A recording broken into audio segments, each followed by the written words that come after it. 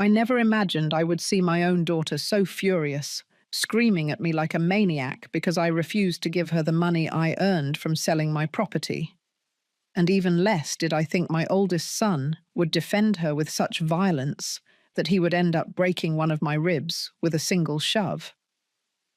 But what neither of them knew was that in exactly 20 minutes they would bitterly regret being born when they discovered the truth I had been silently keeping. My name is Martha. I am 64 years old, and all my life I have been a simple, hard-working woman, one of those who wakes up every day at 5:30 in the morning to prepare coffee and think about everything she has to do. I live in a modest little house on the outskirts of the small town, with my small garden where I grow tomatoes and cilantro, and where every morning I greet my chickens before giving them their food. My routine has been the same for years: black coffee without sugar, buttered toast, and then I sit on the porch to watch the sunrise while I plan my day. I have been a widow for 8 years. My husband, Edward, died of a sudden heart attack, leaving me alone with a property we had inherited from his parents, but which was in very poor condition. It was a large property, with nearly 20 acres, but it needed a lot of work and money to be productive again. Throughout all these years, while my children, Michael and Patricia, lived their lives in the city, I managed as best I could to stay afloat. I worked cleaning houses, selling turkey and mashed potato plates on the weekends, and even babysitting the neighbors' children to be able to pay my basic expenses. I never asked my children for financial help because I knew they had their own responsibilities. And besides, I have always been a proud woman, one of those who prefers to solve her problems alone rather than be a burden to anyone. The farm had become a constant worry. The roofs leaked, the fences were broken, and the vegetation had grown so much that it looked like an abandoned jungle. Several neighbors had suggested I sell it, but I always refused because I felt I would be betraying Edward's memory. That land had been his family's dream for generations, and getting rid of it felt like tearing out a piece of my heart. But 6 months ago, everything changed. I received an unexpected visit from a very well-dressed man, in a grey suit and a red tie, who introduced himself as a representative of a construction company. He explained that they were interested in buying my property to develop a housing project. And when he mentioned the figure they were willing to pay, I almost fainted right there. $180,000. Never in my life had I heard such a large amount of money directed towards me. The man told me that the location of my property was perfect for building a modern residential area, and that they were willing to pay that price without haggling, as long as I was willing to sign the papers in the coming weeks. For days, I couldn't sleep thinking about that offer. I would get up in the pre-dawn hours and walk around the farm, remembering all the happy moments I had lived there with Edward, but also thinking about all the possibilities that money could bring to my life. I could fix my little house, buy new clothes, travel to see my grandchildren who live far away, and above all, have the financial peace of mind I had never had in my 64 years of life. Finally, after much reflection and even dreaming of Edward asking me to be happy, I made the hardest decision of my life. I sold the farm. The paperwork was surprisingly fast, and in less than 1 month I had an amount of money in my bank account that I never thought I would possess. The first thing I did after receiving the money was remain in absolute silence. I didn't tell anyone, not even my neighbor Grace, who had always been like a sister to me and who knew all my secrets. Something inside me told me I should keep this information private until I decided exactly what to do with such a fortune. I kept the sales documents in a metal box that I have under my bed, along with the few pieces of jewelry my mother had left me. For the first 2 weeks after the sale, my life continued exactly the same. I woke up at 5:30, made my coffee, fed my chickens, and continued my usual routine. The only difference was that now, when I sat on the porch in the afternoons, A secret smile would appear on my face as I thought about all the wonderful things I could do with that money. I had started making a mental list of my priorities.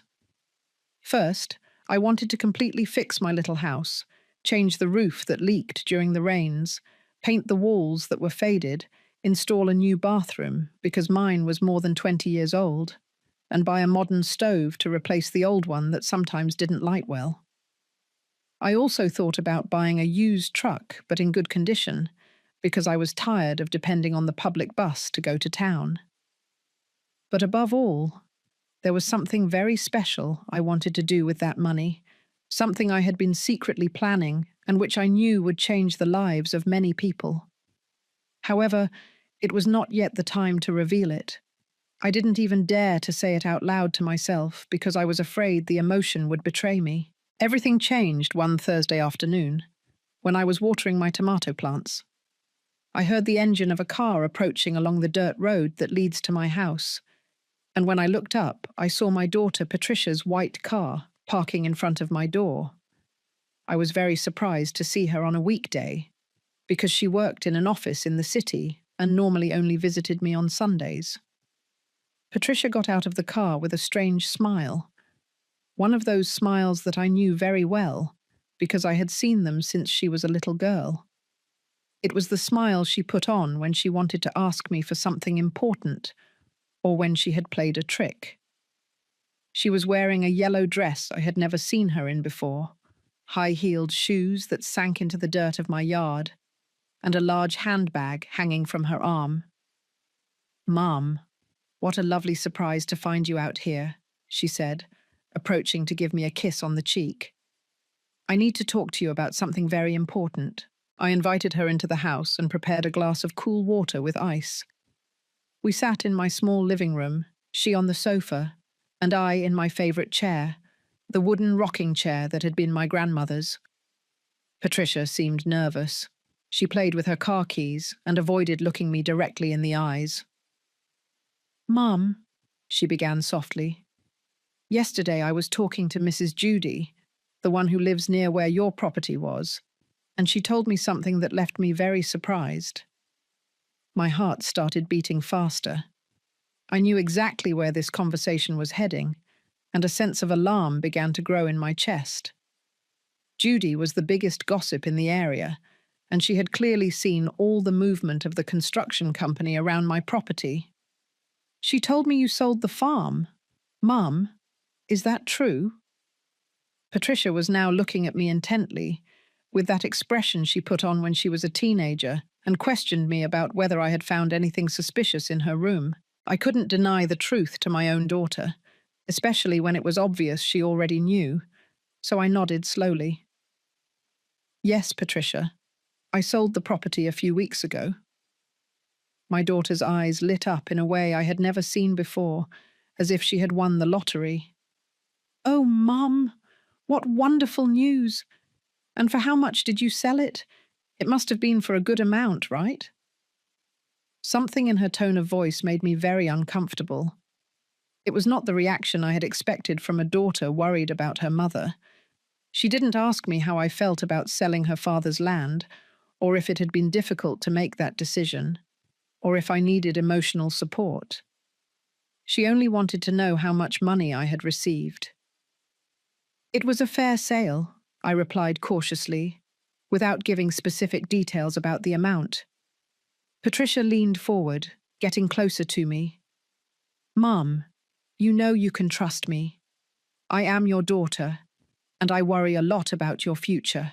I imagine it must have been a considerable amount, and I want to make sure you are making the best decisions for your financial security." Her words sounded nice, but there was something about her attitude I didn't like at all. It was as if I were talking to a salesperson trying to convince me to buy something, not my daughter genuinely concerned about my well-being. "Patricia, I appreciate your concern, but I am perfectly capable of handling my own financial affairs." "Of course, Mum. I didn't mean to say you weren't capable." Her voice softened, but I could detect a hint of frustration. "It's just that, well, Aaron and I have been going through some financial problems lately. The business hasn't been going as well as we hoped, and I thought maybe— There it was, the real reason for her unscheduled visit. She hadn't come to see me because she was worried about me, or because she wanted to spend time with her mother. She had come because she had found out I had money and she wanted a piece. Maybe what, Patricia? I asked, although I knew perfectly well what she was going to say. Maybe you could help us a little bit. Mum, I'm not asking for charity. It's just a temporary loan until the business stabilizes. You could lend us about $20,000 or $30,000, and I promise we'll pay you back with interest as soon as we can. I remained silent for several seconds, looking at my daughter's face and trying to process what I had just heard. $20,000 or $30,000 was not a small amount, and the casual way she had asked for it left me completely bewildered. It was as if she were asking to borrow $20 to buy bread, not a fortune that represented years of my life working. Patricia, I said firmly, that money from the sale of the property is not for lending to anyone. I have my own plans for it. The expression on her face changed immediately. The sweet smile disappeared and was replaced by a grimace of disapproval that painfully reminded me of when she was a spoiled child who didn't get what she wanted. What plans, Mum? What are you going to do with so much money at your age? It's not like you're going to buy a new house or travel the world. It would be much smarter to invest that money in something productive, like Aaron's and my business. Her words hurt me deeply. At my age, I repeated, feeling as if she had slapped me. You're telling me that because I'm 64, I no longer have the right to enjoy my own money? No, Mum, that's not what I meant, she quickly replied. But I could see in her eyes that it was exactly what she had meant. It's just that, well, it would be more practical if the money were used for something that benefits the whole family. The whole family, I murmured, feeling the indignation growing in my chest. And when did the whole family help me when I was struggling alone to support myself after your father died? When did the whole family worry about whether I had enough money to buy food or medicine? Patricia turned red as a tomato. Mum, we didn't know you were going through difficulties. If you had asked for help— You didn't know, I interrupted, getting up from my rocking chair. You didn't know I was working cleaning other people's houses at 60 years old. You didn't know I was selling turkey and mashed potato plates on the weekends to be able to pay for electricity. You didn't know I was getting up at 4 in the morning to go babysit because I needed every dime I could earn. My daughter lowered her gaze, clearly uncomfortable with the conversation. Mum, I understand you went through difficult times, but now things are different. Now you have money, and we really need help. And why do you need help? I asked, crossing my arms. The last time we spoke, you told me the business was going very well, that you had secured several new clients. Patricia squirmed on the sofa, clearly uneasy about having to admit the truth. Well, it's just that Aaron made some investments that didn't turn out as we expected, and then we had some unexpected expenses. What kind of unexpected expenses, Patricia? We bought a new car. We remodeled the house. And Aaron invested in some stocks that, well, we lost quite a bit of money. I couldn't believe what I was hearing. My daughter and her husband had squandered their money on luxuries and bad investments, and now they wanted me to bail them out with the money I had earned from selling the property I had struggled with for years. So you spent your money irresponsibly, and now you want me to pay the consequences of your bad decisions, I said, feeling the anger starting to boil in my veins. It's not like that, Mum. We just need a small loan to stabilize again. It's an investment in your family's future. My family, I repeated bitterly. Where was my family when I needed help? Where was my family when my knees hurt so much from cleaning floors that I could barely walk at night? Where was my family when I had to choose between buying medicine or buying food? Patricia abruptly stood up, and I could see her patience was running out. It's okay, Mum. We understand you are resentful, but you can't punish us forever for past mistakes. I'm not punishing you, Patricia. I am simply protecting something that is mine, by right. But that money comes from Dad's property. That property was also our inheritance. Her words hit me like lightning. Your inheritance, I shouted, feeling all my composure vanish.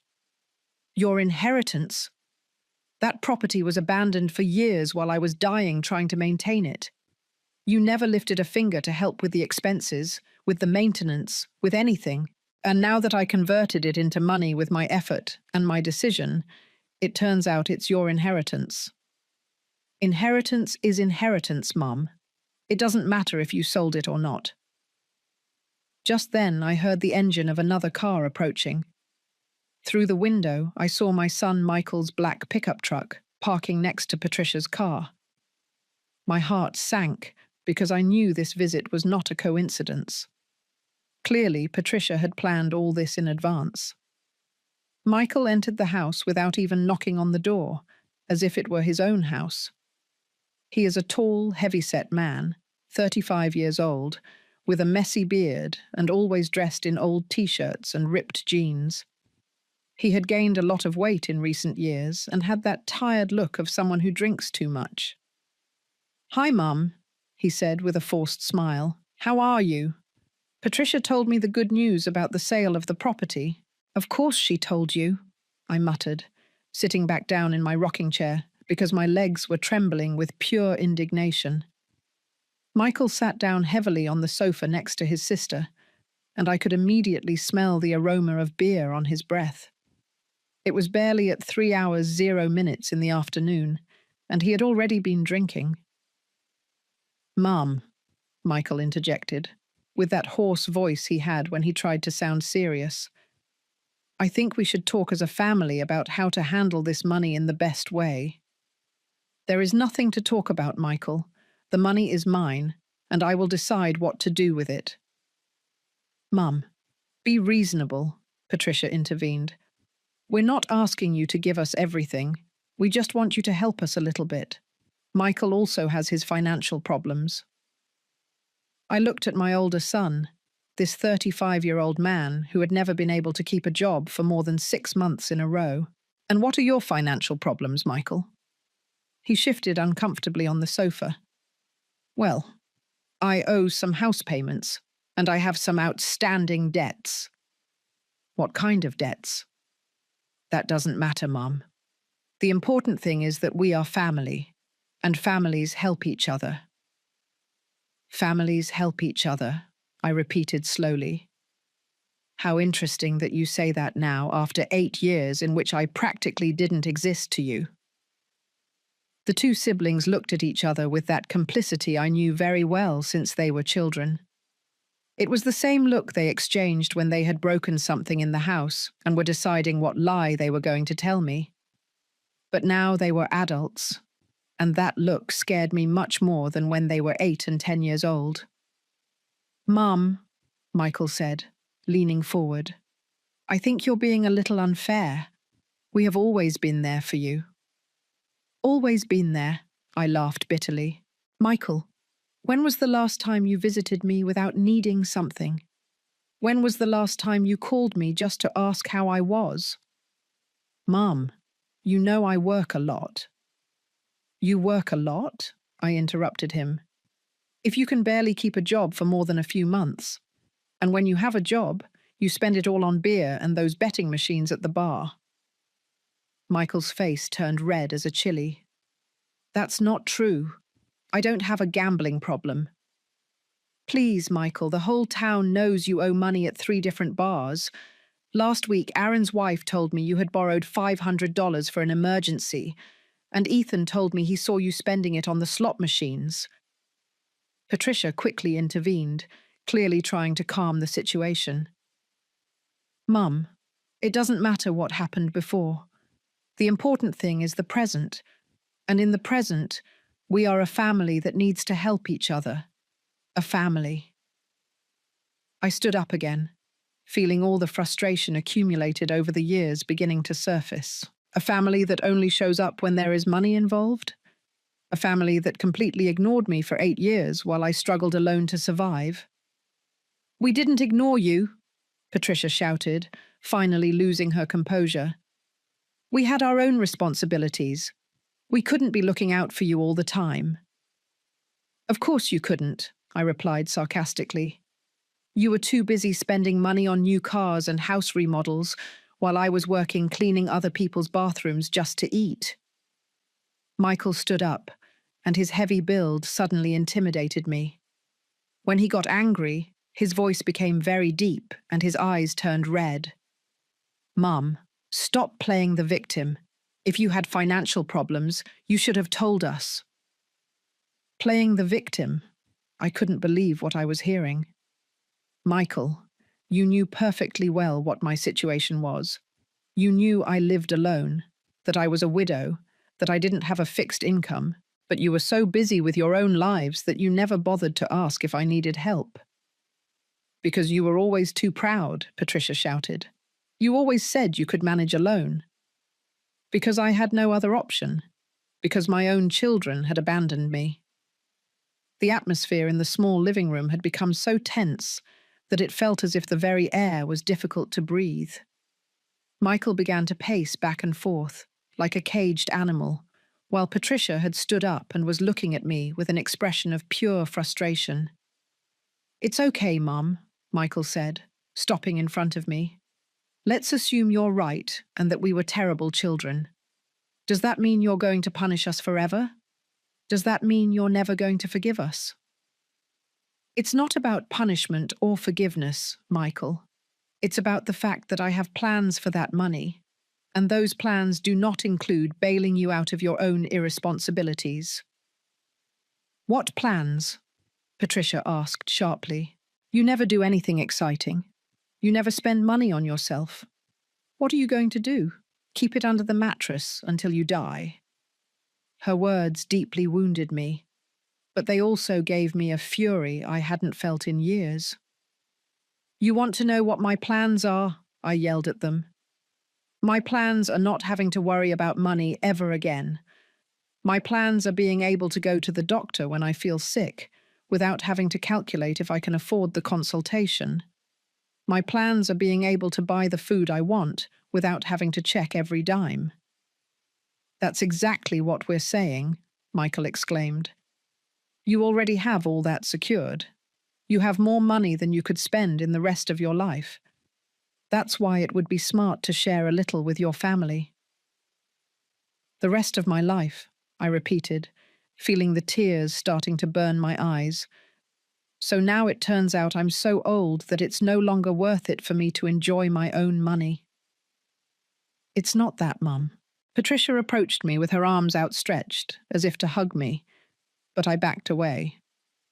"It's just that, well, at your age, how much can you really need?" At that moment, something broke inside me.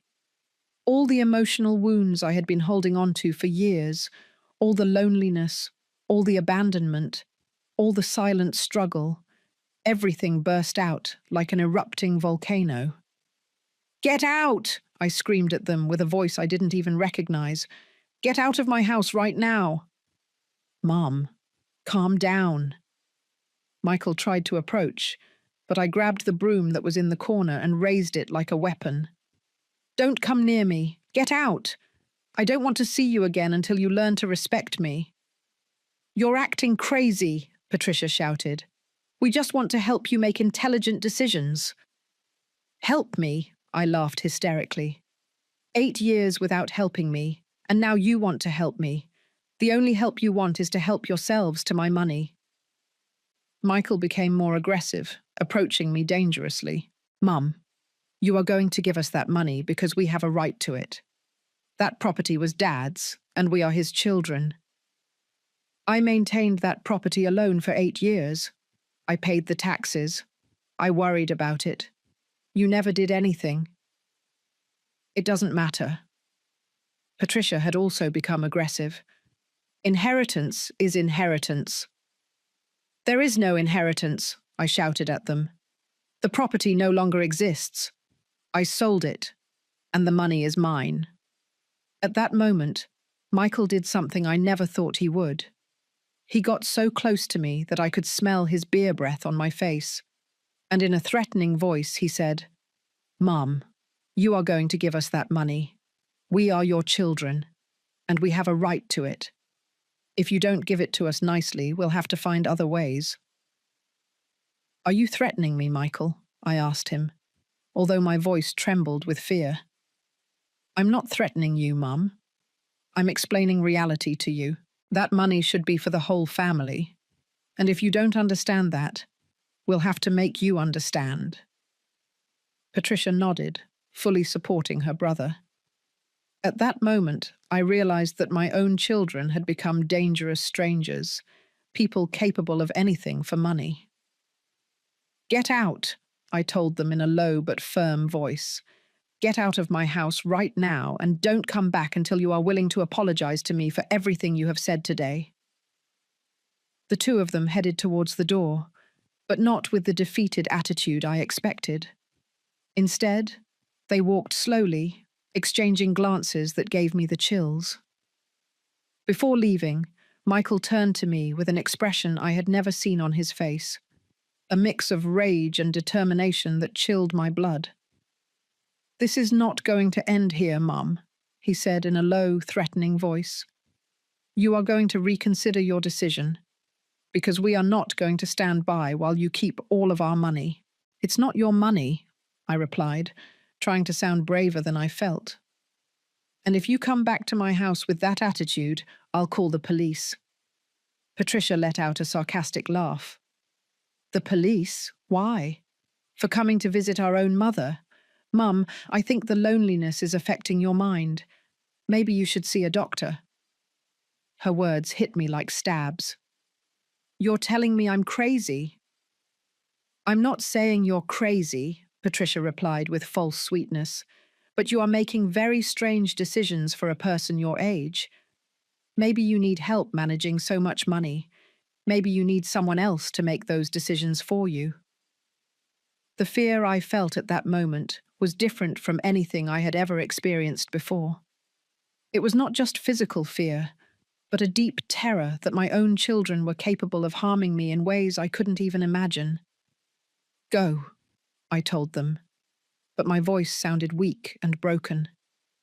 "Please, go and leave me alone." "We're going, Mum," Michael said, "but we'll be back. And next time, I hope you've reflected on your selfishness." After they left, I sat in my rocking chair for hours, trembling not from cold but from shock. I couldn't believe that the children I had raised, to whom I had given all my love and my life, had become such cruel and greedy people. I felt as if I had met two dangerous strangers, not my own children. That night I couldn't sleep at all. Every noise I heard made me jump, thinking maybe they had returned. I got up several times to check that all the doors and windows were properly locked, something I had never done before in my life, because I had always felt safe in my own house. The next day, I tried to continue with my normal routine, but everything had changed. When I went to feed my chickens, my hands were shaking so much that I spilled half the corn on the ground. When I tried to water my plants, I couldn't concentrate, and ended up soaking the soil more than necessary. Around noon, I received a phone call that almost made my heart stop. It was Patricia, but her voice sounded completely different from how it had sounded the day before. Now she spoke with a sweet and concerned tone, as if nothing bad had happened between us. "Mum," she said, "I hope you slept well last night. I've been thinking a lot about our conversation yesterday, and I think maybe both sides said things we regret." "Patricia, I don't regret anything I said yesterday." "Oh, Mum, don't be like that. You know we love you very much, and the last thing we would want is to make you feel bad. Maybe we could find a solution that works for everyone. Her change in attitude made me even more nervous than her aggression the day before. At least when she had been angry, I knew what I was dealing with. This new manipulative version of my daughter scared me much more. There's nothing to negotiate, Patricia. My decision is final. Mum, why don't we meet again? But this time in a more relaxed environment. We could go to lunch at the Golden Corner Diner, just you and me, mother and daughter. No pressure, no arguments, just a civilized conversation. I don't want to have any more conversations about this subject. Mum, please, just give me a chance to better explain our situation. Maybe I didn't express myself correctly yesterday. Maybe if you listened to me more calmly, you could understand why we need your help. Something in her tone of voice made me suspect she had hidden motives, but a part of me wanted to believe that maybe she really had realized her mistake and wanted to genuinely apologize. Okay, I finally told her, but let it be clear that I am not going to change my mind about the money. Of course, Mum. I just want us to have a mother-daughter conversation. We agreed to meet the next day at the Golden Corner Diner, a small but cozy place downtown, where they served the best home-style American food in the region. It was a public place, with lots of people, where I would feel safe. That night, I slept very poorly again, with strange nightmares where Michael and Patricia chased me around the house demanding money. In one of the dreams, they had brought lawyers and police to force me to hand over everything, saying that I was too old to make my own decisions. The next day, I got dressed with special care. I put on my favorite pink dress, the one my late husband Edward had given me for my 50th birthday, and I styled my hair the way I liked best. I wanted to look dignified and respectable, like the strong woman I had been all my life. I arrived at the restaurant 15 minutes before the agreed time and asked for a table near the window, where I could see the street. Patricia arrived exactly on time, but she didn't come alone. Aaron accompanied her, and that immediately put me on high alert. Aaron is a man about 40 years old, thin, with a black moustache, and always dressed in shirts that seemed too elegant for his personality. Since the day I met him, something about him had seemed false, as if he were acting all the time. He had that smile that never reached his eyes, and that way of speaking that sounded like he was constantly trying to sell you something. "Hello, mother-in-law," he said with that false smile, giving me a kiss on the cheek that made me shiver. "It's great to see you. I hope you don't mind that I came. Patricia thought it would be good if I also participated in this family conversation." "Actually, I do mind," I replied directly, "because this was a conversation between my daughter and me." Patricia quickly intervened. "Mum, Aaron is part of the family. Besides, he understands a lot about finance and business, and I thought maybe he could help us find a solution that benefits everyone. I already told you there is nothing to negotiate." Aaron leaned forward with that expression he put on when he thought he was being very intelligent. "Mother-in-law, allow me to explain something about family finances. When a family has significant resources, the smartest thing is to distribute those resources strategically to maximize the benefit of all members. Aaron, with all due respect, my finances are none of your business." "But they are my business, mother-in-law, because I am your daughter's husband. What affects Patricia affects me, and what affects us affects our children, your grandchildren." The mention of my grandchildren especially annoyed me because I knew he was using it as a tool of manipulation.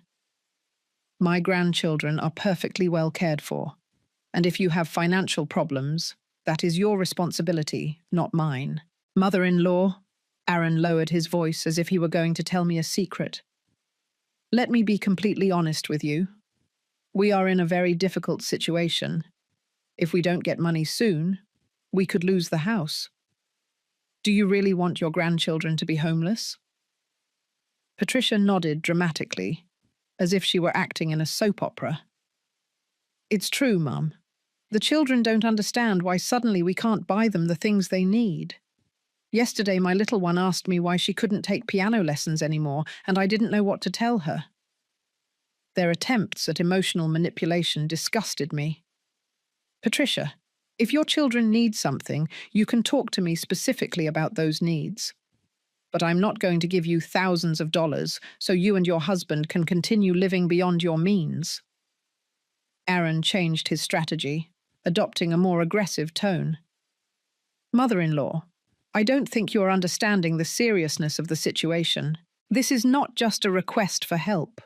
We have legal rights to that inheritance. Legal rights? I laughed bitterly. What legal rights? I sold my property, a property that was in my name, and the money is in my bank account. The property was your husband's inheritance, and according to the law, children have rights over paternal inheritances. Aaron, you clearly know nothing about laws. When my husband died, that property legally became mine. I paid the taxes for 8 years. I kept the documents up to date. I took care of everything. Legally, that farm was completely mine. Aaron became visibly annoyed when he realized he didn't have a valid legal argument. His face flushed, and he began to nervously tap his fingers on the table. Patricia, for her part, had adopted that victim expression she had perfected since adolescence. "Mom," Patricia said in a broken voice, as if she were about to cry, "I can't believe you are so cruel to your own family. Are you really going to let your grandchildren suffer because of your selfishness?" "I'm not cruel, Patricia. I am a woman who finally learned to value herself after years of being ignored by her own children." Aaron intervened with a smile that gave me chills. "Mother-in-law, maybe we should approach this from another perspective. A woman your age, living alone with so much money, doesn't that seem dangerous to you? There are many criminals who specialize in robbing older people who have considerable savings." His words sounded like a barely disguised threat. "Are you threatening me, Aaron?" "Of course not, mother-in-law. I'm just worried about your safety. It would be terrible if something bad happened to you, especially now that you have so much cash." The waiter approached to take our order, but I had completely lost my appetite. The conversation had taken a turn that terrified me, and I realized that my own relatives were capable of intimidating me in ways I had never imagined. "I'm not going to order anything," I told the waiter. "I'm leaving right now." "Mom, please don't go," Patricia begged, grabbing my arm as I stood up. "We haven't finished talking yet." "Yes, we have finished," I replied, pulling my arm free from her grip. "And let it be very clear, I am not going to give you 1 dime of my money, no matter how much you threaten or manipulate me." "We are not threatening you," Patricia shouted, loud enough for other people in the restaurant to turn and look at us. "We just want you to be reasonable." "Being reasonable would mean giving you my money so you can continue living irresponsibly," I said, feeling the anger boiling in my veins again. "But I am not going to be reasonable in that way." I left the restaurant as quickly as I could, but I could hear Aaron telling Patricia, "Don't worry, my love. There are other ways to solve this problem." On the way back home, my hands were shaking so much that I could barely steer the car. Aaron's words echoed in my head like an alarm bell. There are other ways to solve this problem. What had he meant by that? That night I called my neighbor Grace, the only person in the world I truly trusted. Grace was 70 years old. She had been a widow longer than me, and she had always been like an older sister to me. I told her everything that had happened, from the sale of the farm to Aaron's veiled threats. "Martha," Grace said with concern, "those children of yours have become dangerous. You can't stay alone in your house while they are acting like that." "What am I supposed to do, Grace? Hide from my own children?" "Not hide, but protect yourself. Have you thought about talking to the police? And tell them what? That my children asked me for money and I refused? I haven't suffered any physical harm yet. Martha, that word yet scares me a lot. I think you should stay at my house for a few days until things calm down. That night I stayed at Grace's house, but I couldn't sleep at all. Every noise startled me, thinking that maybe Michael and Patricia had come looking for me. Around at 3 hours 0 minutes in the morning, Grace got up to get me some water and found me awake, looking out the window. Martha, you have to tell me the truth, she said, sitting next to me. What do you really need that money for? Because I know your personality very well, and I know you're not saving it just out of greed. For the first time since I had sold the farm, I told someone what my real plans for the money were. Grace listened in silence, and when I finished speaking, she had tears in her eyes. "Oh, Martha," she said, hugging me, "you are an incredible woman. Your children don't even deserve to know the truth of what you plan to do." The next day, I returned to my house, because I couldn't hide forever. But as soon as I arrived, I realized that something was very wrong. The front door had marks around the lock, as if someone had tried to force it open. Some of my plants were trampled, and there were large boot prints in the dirt of my garden. Inside the house, although nothing had been stolen, everything had been slightly moved. My drawers were ajar, my papers had been shuffled, and the metal box where I kept the sales documents had been moved from its hiding place under the bed. My heart was beating so fast that I thought I would have a heart attack. Someone had broken into my house while I was away, and it wasn't hard to guess who it had been. Michael had had keys to my house for years, for emergencies, and he had clearly decided to use them to look for information about my money. I immediately called to change the locks, but the locksmith told me he couldn't come until the next day. That night, I barricaded myself in my room, putting a chair under the doorknob and sleeping with a kitchen knife under my pillow. The next morning, while waiting for the locksmith, I received a visit I didn't expect. It was Ethan, a second cousin of my late husband, a man in his 50s who worked as a mechanic in town. Ethan had always been a calm and honest person, and I was very surprised to see him at my house so early in the morning. "Cousin Martha," he said with a worried face, "I need to talk to you about something very serious. Last night I was at the Golden Eagle bar, and I overheard a conversation that left me very concerned." "What kind of conversation, Ethan?" "Your son Michael was there, very drunk, talking to some men I didn't like at all. They were making plans that involve you." My stomach clenched with fear. "What kind of plans?" "They were talking about ways to force you to hand over the money. They mentioned something about making you sign papers, and one of the men said he knew someone who could falsify medical documents to declare you mentally incompetent." The world came crashing down on me. "Declare that I'm crazy?" "Yes, cousin. They were saying that if they got a medical paper that said you had dementia or some mental problem, they could get a judge to give them legal control over your money." My worst nightmares were coming true. My own son was conspiring with strangers to steal not only my money, but also my dignity and my freedom. "Ethan, are you sure about what you heard?" "Completely sure, cousin. That's why I came to warn you so early. I think you have to take steps to protect yourself, and you have to do it now." At that moment, the locksmith arrived, and while he was changing my locks, I called a lawyer that Grace had recommended to me. I explained the whole situation, and he told me to come to his office immediately with all the sales documents for the property. "Mrs. Martha," the lawyer told me after reviewing all my papers, "you are in a very dangerous situation, but you are also in a very strong legal position. Everything is perfectly in order with the sale of your property, and no one can touch that money without your consent. However, If they are really planning to declare you incompetent, we need to act quickly to protect you. What can I do?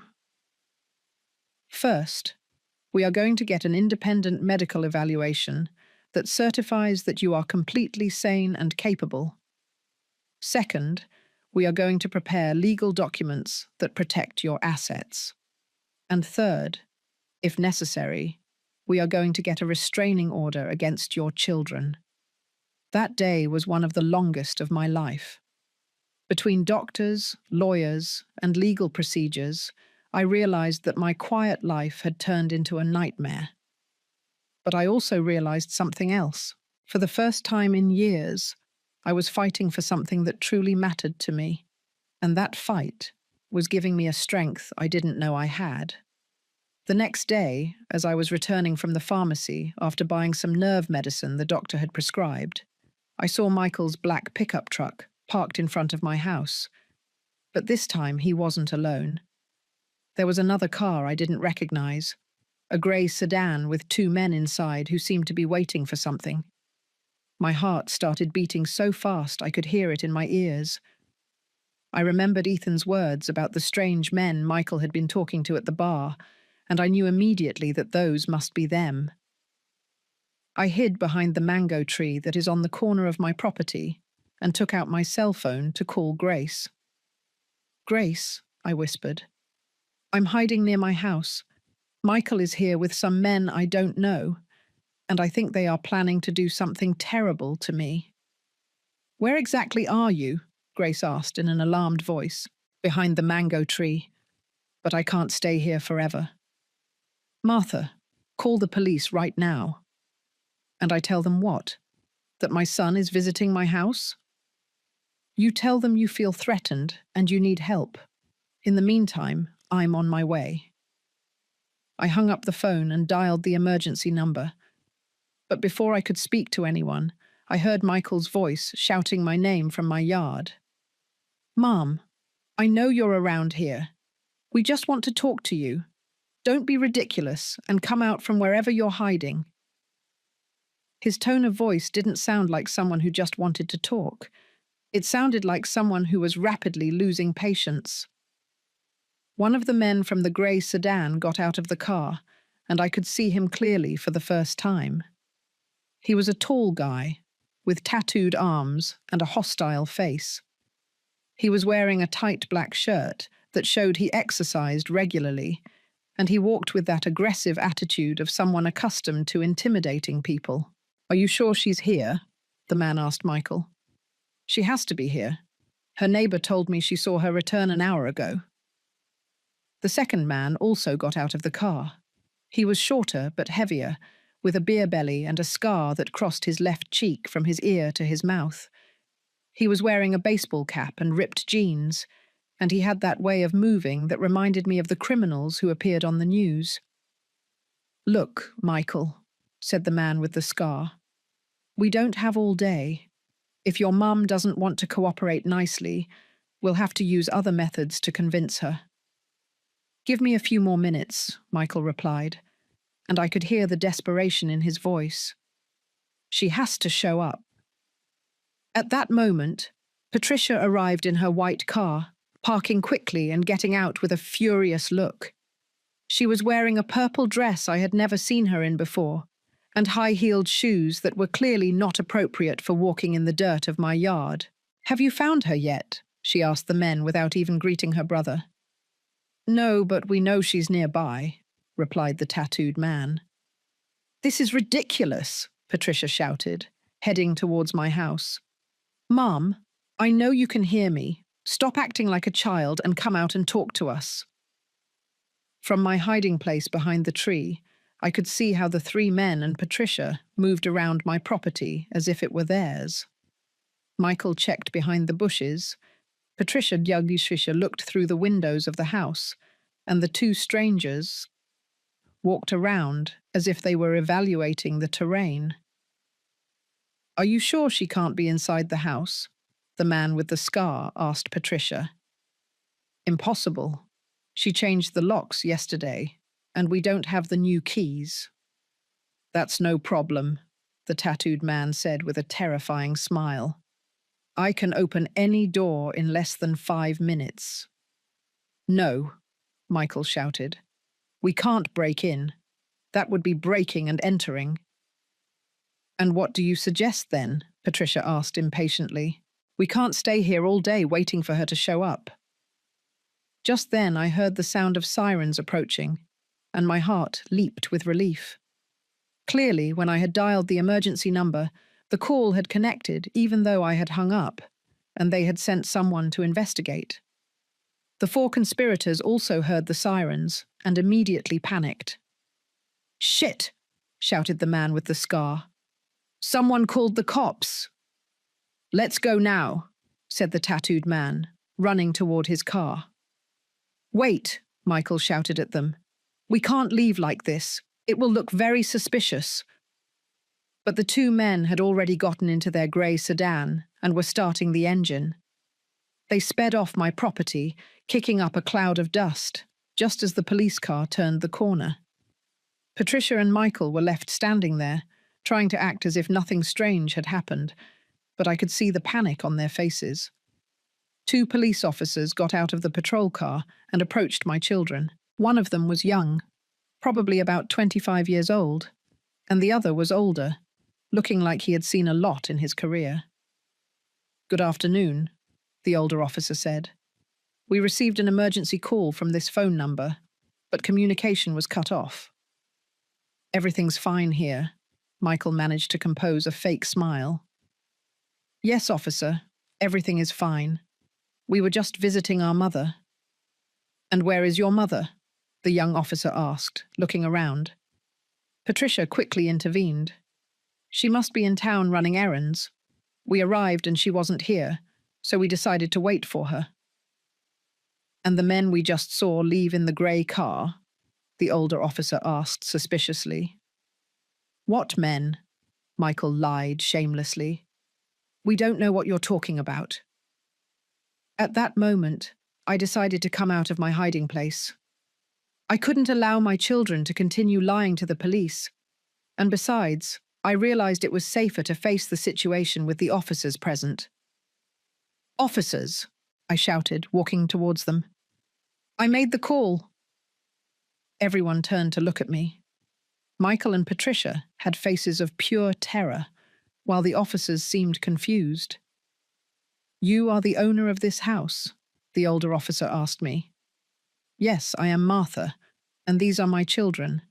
But officer, they came here with 2 men who scare me a lot, and I had to hide because I feel threatened. Mom, that's not true, Patricia shouted. We only came to visit you. Why did you hide from your own children? The young officer asked me. I briefly explained the situation, the sale of the farm, the aggressive demands for money, the veiled threats, and the plans they had been making to declare me mentally incompetent. The officers listened carefully, especially when I mentioned the strange men who had been with my children. Ma'am, the older officer said, do you have any evidence of these threats? My cousin Ethan heard them talking at the bar last night. He can confirm it. Michael became very aggressive. All of that is lies. Our mother is inventing stories because she doesn't want to give us the money that legally belongs to us. What money? The young officer asked. The money from the sale of a property that was our father's inheritance, Patricia replied. She sold it without consulting us, and now she refuses to share the money with her family. That property was mine, I said firmly. I paid the taxes, I maintained it, and I had every legal right to sell it. The older officer looked at me with understanding. Ma'am, you want to file a formal complaint against your children? Before I could answer, Michael exploded with rage. This is ridiculous, he shouted, approaching me dangerously. That money is ours by right, and if you don't understand it nicely, we'll make you understand it the hard way. Sir, step away from the lady, the young officer ordered, placing himself between Michael and me. But Michael had completely lost control, All the frustration and anger he had been accumulating for days burst out, and he headed towards me with his fists clenched. "You are going to give us that money right now," he shouted, pushing the young officer who was trying to stop him. What happened next was all very fast. Michael managed to dodge the two officers and lunged at me with such fury that I didn't have time to move away. His shove was so violent that it threw me backward, and I fell heavily onto the stones of my garden. The pain I felt in my left side was indescribable, as if a knife had been plunged into me and was being twisted. I screamed in agony while the police wrestled with Michael to handcuff him. Patricia turned completely pale when she realized what her brother had done. "Michael, have you gone crazy?" From the ground, with unbearable pain shooting through my side, I could see the horror on Patricia's face as the police handcuffed Michael. My older son struggled like a wild animal, shouting obscenities and threats while the officers held him. "Let go of me. That crazy old woman is stealing our money," he kept yelling, with saliva drooling from the corner of his mouth. The older officer immediately called an ambulance on the radio, while the younger one kept Michael controlled. Patricia approached me, but when she tried to help me up, I cried out in pain. "Don't touch me. Stay away from me," I told her, feeling the tears streaming down my cheeks, not just from the physical pain, but from the emotional betrayal. "Mom, please let me help you," Patricia pleaded in a broken voice. "Michael didn't mean to hurt you, he just lost control." "Didn't mean to hurt me," I repeated in disbelief. "Your brother just broke my ribs, and you're telling me he didn't mean to hurt me?" The paramedics arrived in less than 10 minutes, and while they examined me to determine the severity of my injuries, I could hear the older officer interrogating Patricia about the men who had fled when the sirens arrived. "Miss, I need you to tell me exactly who those men were and what they were doing here." Patricia stammered, clearly nervous. I don't know them very well. They are friends of my brother." "Friends who fled when we arrived? Doesn't that seem suspicious to you?" "Officer, I didn't know they were coming. Michael didn't tell me anything about bringing anyone else." One of the paramedics, a man about 40 years old with very gentle hands, was carefully checking my side. "Ma'am, you definitely have at least one fractured rib, possibly two. We need to take you to the hospital immediately for x-rays." As they lifted me onto the stretcher, I could see Michael being put into the patrol car. For a moment, our eyes met, and for the first time since this whole nightmare had begun, I saw something close to remorse in his eyes. "Mom," he shouted from the car. "I didn't want this to happen. I just wanted—" "It's too late, Michael," I shouted back, feeling all the emotional pain of years turn into words. "It's too late to be sorry." At the hospital, while I was having x-rays and tests done, Grace arrived completely breathless. The poor woman had run so much she could barely breathe. "Oh, Martha, how do you feel? Does it hurt a lot?" "My soul hurts more than my body, Grace. I can't believe my own son did this to me." "And Patricia? Where is she?" "I don't know, and I don't care. She was an accomplice to all of this." The doctor, a young doctor with a kind face, came to explain the results of the studies. "Mrs. Martha, you have 2 fractured ribs on the left side. It is not a life-threatening injury, but it is going to be very painful for the next few weeks. You need absolute rest and pain medication." "Doctor, how long will I be like this?" "Ribs take between 6 and 8 weeks to heal completely. During that time, you cannot do physical exertion, you cannot lift heavy things, and you have to be very careful when moving." While the doctor was explaining the care instructions, the older officer arrived with a notebook in his hand. "Mrs. Martha, I need to take a formal statement from you about what happened. Do you feel well enough to talk?" Yes, officer. I want everything to be officially recorded. I told him the whole story from the beginning. The sale of the farm, the first demands for money, the escalating threats, the conspiracy to declare me incompetent, and finally the physical attack. Ma'am, this is very serious. Your son is arrested for elder abuse, which is a felony. Do you want to press formal charges? The question hit me like a bucket of cold water. It was one thing to be angry with Michael, and quite another to send him to jail. But when I thought about everything that had happened, all the threats, all the malicious plans, I realized I had no other choice. Yes, officer, I want to press charges, not just for the physical attack, but for all the threats and intimidation. The officer nodded and continued taking notes. We are also going to investigate those men who were with him. Your description matches some known local criminals. That night, I stayed in the hospital for observation, and Grace stayed with me. Around at 22 hours 0 minutes at night, I received a call I didn't expect. It was Patricia, and by her voice I could tell she had been crying. "Mom," she said in a broken voice, "I need to talk to you. Please." "I have nothing to talk about with you, Patricia." "Mom, please.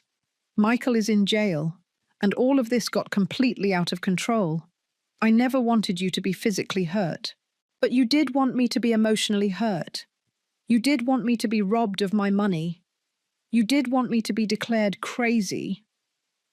"I didn't know about declaring you crazy, Mum. That was Aaron's idea and those horrible men." "And why didn't you defend me? Why didn't you protect me when you knew they were planning to harm me?" Patricia remained silent for several seconds. "Why?" "Because we needed the money, Mum. We are in a very desperate situation." "Well, now you are in an even more desperate situation. Your brother is going to jail, and you are going to have to face the legal consequences of your actions." "Mum, please, don't let Michael go to jail. He has problems with alcohol and gambling, but he is not a bad person. He just needs help." "Patricia, your brother broke 2 of my ribs. He physically attacked me in front of the police. That is not something that can be forgiven with a simple apology. What if we give you back all the money we asked for? What if we promise never to bother you again?" "What money are you going to give me back if you never gave me a single dime? And how are you going to promise me not to bother me if you just proved you are capable of anything?" The next day, when I was discharged from the hospital, my lawyer came to visit me at Grace's house, where I was going to stay during my recovery. "Mrs. Martha," the lawyer told me, "I have important news. The police arrested the 2 men who were with your son. It turns out they have criminal records for fraud and extortion. One of them confessed that your son had contacted them to help him intimidate you. And what is going to happen now? Your son is going to face very serious charges: elder abuse, conspiracy to commit fraud, and intimidation. He could receive several years in prison." The news left me with very contradictory feelings. On the one hand, I was glad that justice was working, but on the other hand, the idea that my own son was going to spend years in jail broke my heart. "And my daughter?" "She is also going to have legal problems. It depends. If she cooperates with the investigation and testifies against the other conspirators, it is possible that she will only receive a warning. But if it is proven that she actively participated in the intimidation plans, she could also face charges." That afternoon, while resting on Grace's sofa with a pillow propped against my broken ribs, I received a completely unexpected visit. It was Aaron, but he came alone, and with a completely different attitude from the one he had had at the restaurant. "Mother-in-law," he said in a humble voice, "I know I have no right to be here, but I need to talk to you." "What do you want, Aaron? Are you also coming to threaten me?" No, mother-in-law. I came to apologize and to explain the truth about everything that happened. Grace, who had been in the kitchen preparing iced tea, immediately came out when she heard voices. Martha, do you want me to call the police? No, Grace. Let him speak. I want to hear what excuses he has. Aaron sat on the edge of the chair, clearly nervous. Mother-in-law, the truth is that all of this was my fault. I was the one who convinced Patricia and Michael that you owed them part of the money. Why did you do that, Aaron? Because we are in a desperate financial situation. We owe more than $120,000 between credit card debts, bank loans, and money I owe to very dangerous people. For the first time, I could see genuine fear in his eyes. Dangerous people? Yes, mother-in-law. People who don't accept excuses and who have threatened to hurt my family if I don't pay them soon. Finally, I was hearing the truth, and it was even worse than I had imagined. And you thought the solution was to rob me of my money. It wasn't robbing, mother-in-law. I genuinely believed that you had a moral obligation to help your family. But I realized I was wrong when I saw what happened to you yesterday. You realized? You needed to see your brother-in-law breaking my ribs to realize that you were doing something wrong. Aaron lowered his head, clearly ashamed. Mother-in-law, I came here to ask for your forgiveness and to tell you that I am going to testify in your favor at the trial. I am going to confess all my participation in this horrible plan. His words surprised me. Why would you do that? Don't you realize that could get you into legal trouble? Because it's the right thing to do, mother-in-law, and because I hope that maybe, someday, you can find a way in your heart to forgive my wife. Patricia was led astray by my influence, but deep down, she loves you very much. Aaron's words left me completely bewildered. Throughout all these days, I had been so focused on protecting myself and dealing with the betrayal that I hadn't had time to truly process my own feelings towards my children. Yes, I was furious and hurt, but beneath all that anger there was still love, a deeply wounded love, but love nonetheless. Aaron, I told him after several minutes of silence, I appreciate you coming to apologize, but apologies don't heal broken ribs or erase death threats. I know, mother-in-law, and I don't expect you to forgive me immediately. I just wanted you to know the truth, and I wanted to ask you something. What? When all this ends, when Michael gets out of jail and when we have paid for our mistakes, would there be any possibility that we could rebuild this family? Not for the money, but because your grandchildren need you in their lives. The mention of my grandchildren hit me right in the heart.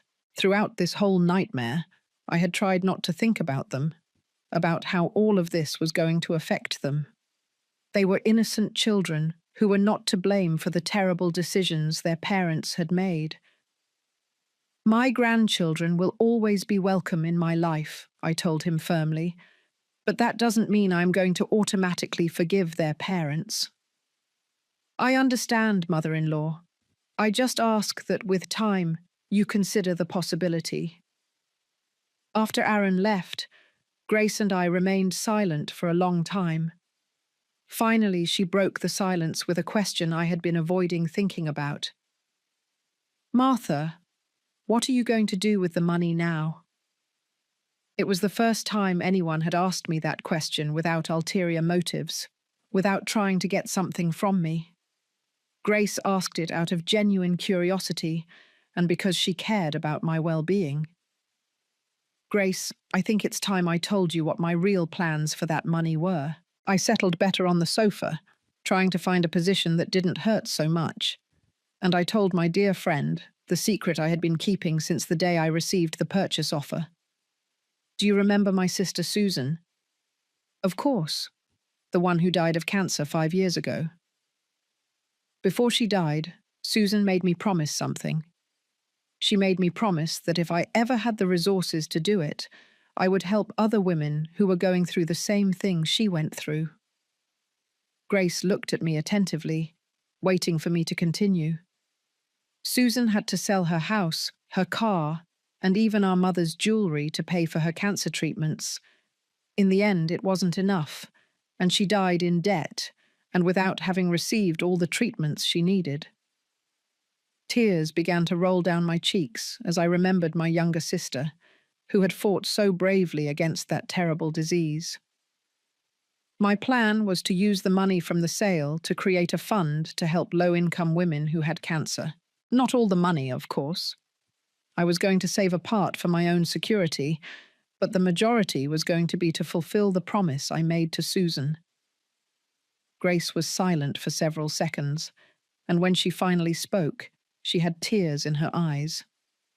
"Oh, Martha, you are an incredible woman.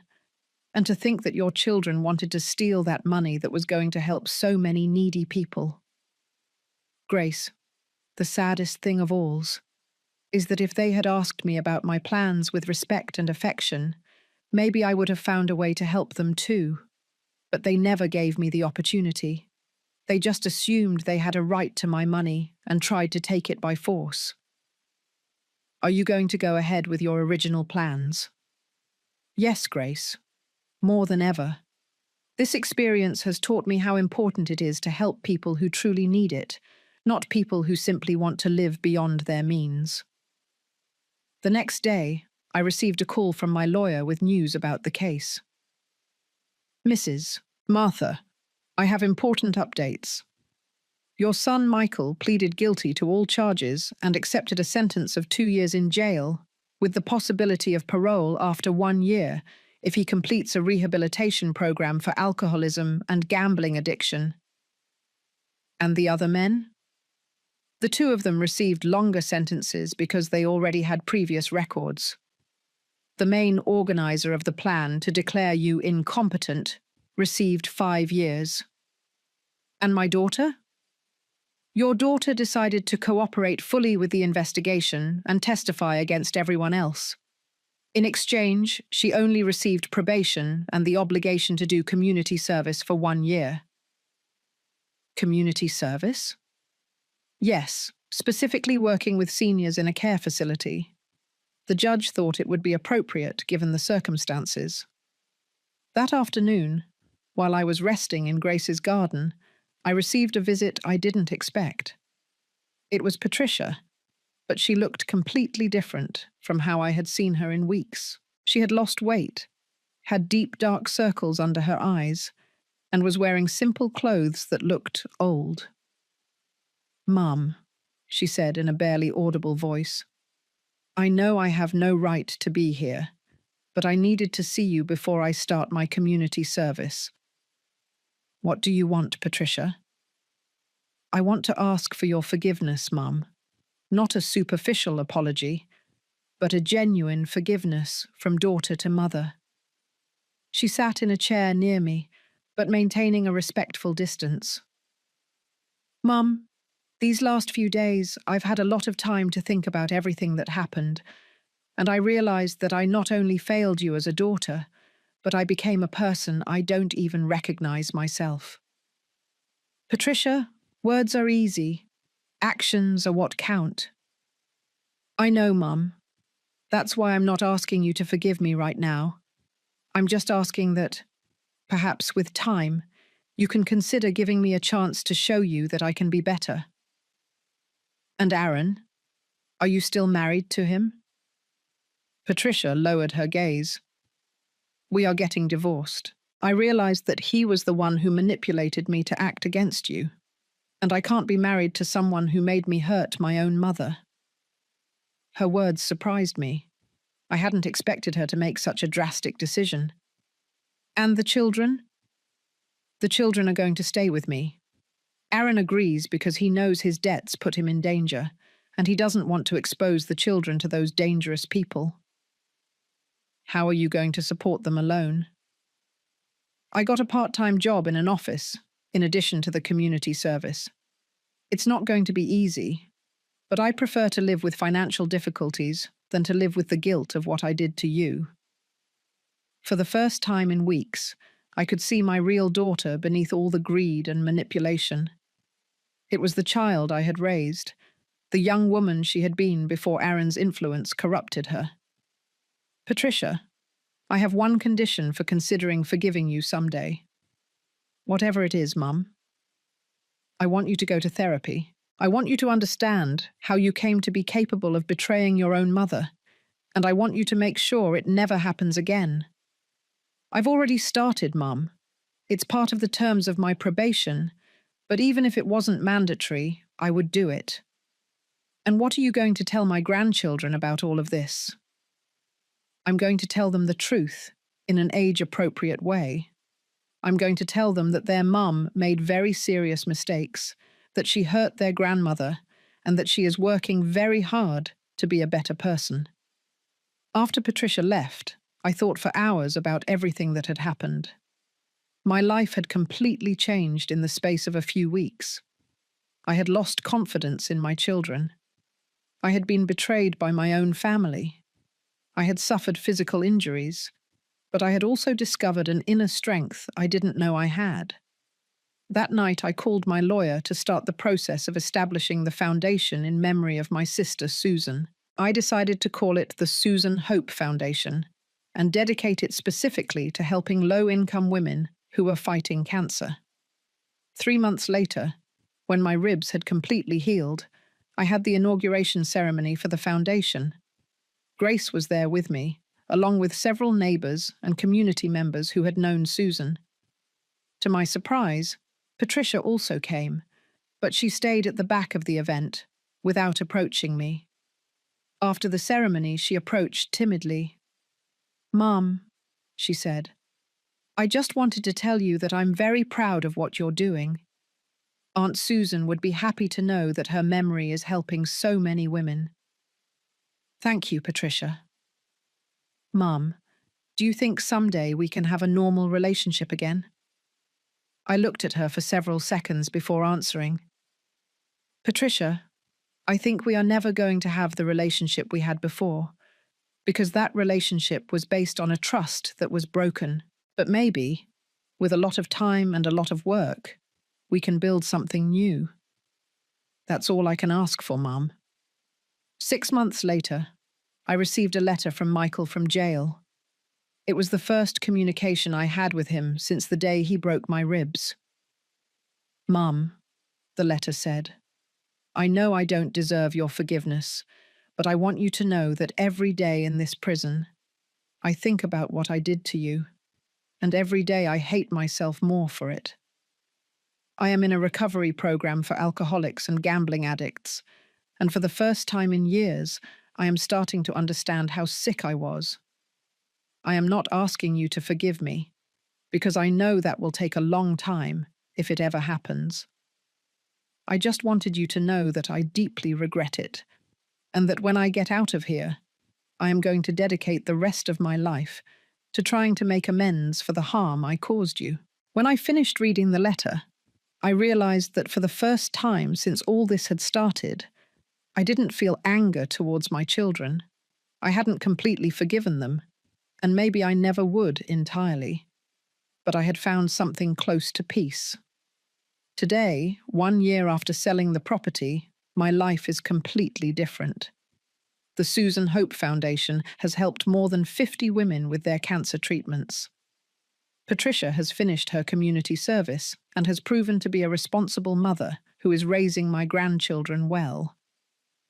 Michael will get out of jail in 6 months, and although I don't know if we can rebuild our relationship, at least I know he is working on becoming a better person. And I have learned something fundamental, that money is not the most important thing in life, but self-respect is. I learned that it is okay to say no, even to family. I learned that protecting what is yours does not make you a selfish person, but a strong person. And above all, I learned that sometimes the most painful mistakes can lead you to discover who you really are and what you are capable of. My name is Martha. I am 65 years old, and I finally learned to value myself as much as I always valued others.